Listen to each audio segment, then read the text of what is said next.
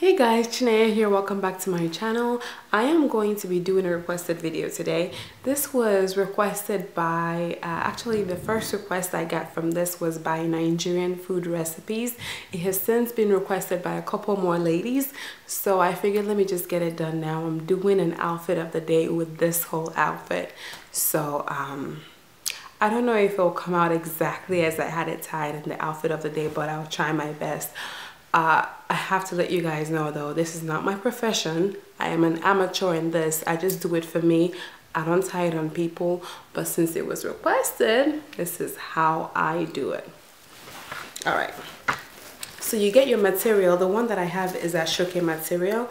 You can use any kind of head tie that you have. They will tie very, very similar, as long as the head tie is not cotton, because cotton does not have the it's not as stiff as the ashoke material or the regular head tie is. So you want something that is very, very stiff for this particular style, and this is my go-to style. Is almost very bridal, very Nigerian bridal traditional marriage style, but that's the kind that I like.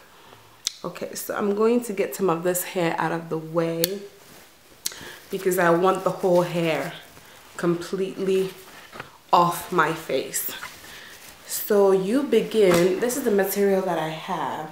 This is about 1.5 yard. And I like most of my head tie material to be about the same length because I know that 1.5 yard usually works for me. So you start off from the back. You want to get the middle length of the material so that I have it folded in half.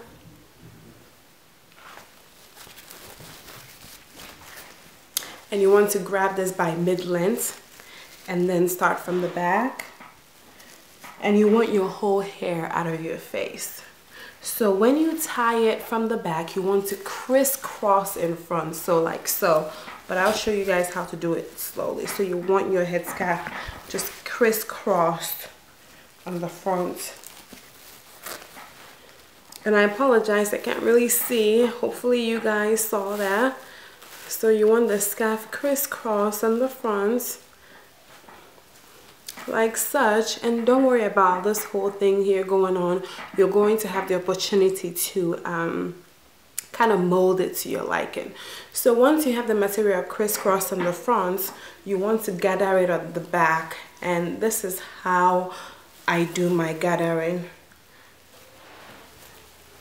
So at the very tip that you have on the back, you want to start gathering, and you want to gather enough because you will tie that on the very back. And I like this tip right here to be a little bit shorter than this. This is way too long for me. So you gather to your liking, as short as you want it to be. So right around there is good enough for me. Yeah, right around there is okay. So I've gathered enough, and I want to do the same thing here. I want to gather it almost like an accordion. And once you have a good amount of tip, then you tie it at the back.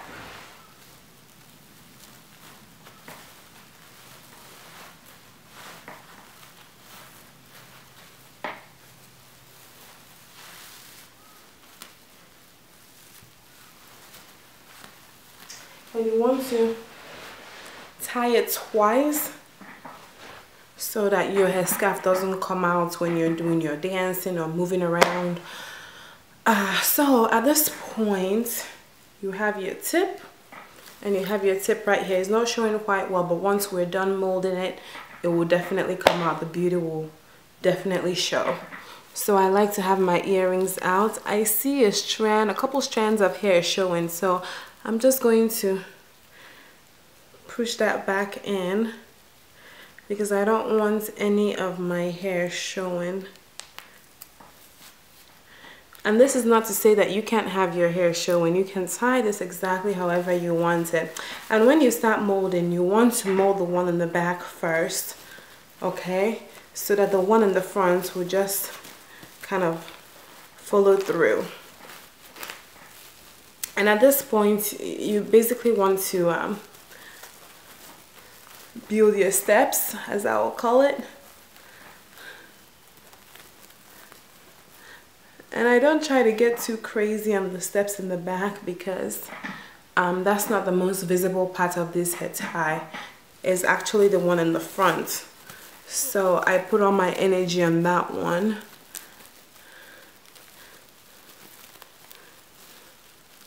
And just like we made the accordion style on the back when we tied it, you want to kind of make your steps like that.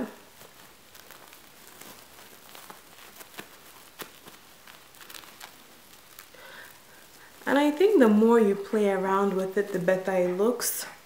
So basically, by the time we're finished, this is what you have. And you can mess around with it if you need to. I don't like to use needle on my, or pins, right? I don't like to use pin on my head ties. So I stay away from that because sometimes I forget that I have it and I come to unravel it and the pin just gets stuck on my finger. So I don't play around with pins. But if you do prefer to use pin to make sure everything stays in place, this part is definitely a place where you can pin down. But otherwise, it usually stays on. When I tie it, it just stays on by itself. And like I said, mess around with this, mold it to your liking. This is not that great right now, but the more you mess around with it, the better it gets. Okay, and I like to bring mine down a little bit. The only thing I want showing really are my earrings and not so much of my forehead. Anyway guys, this is pretty much it, and this is my go-to style. I don't like the really up top one. This is usually my style. I tie this like this, and if I have just any regular cotton material, I tie it a little bit different than this because I know this style does not hold with cotton. It usually holds better with gele material or headscarf material. Okay guys, so that's it for now. I hope you guys learned a little something, and there's a lot of YouTube videos on how to do this. So if you didn't find this helpful and you just wanted to see somebody else do it, sometimes if you hear it from somebody different or see it or visualize it from a different person, you know, you learn a thing or two. So I'll put a link or a few links of a lot of beautiful, gorgeous women who tie this very, very well, even better than I do. Okay, all right guys, that's it for now. I will see you in the next video. Bye bye.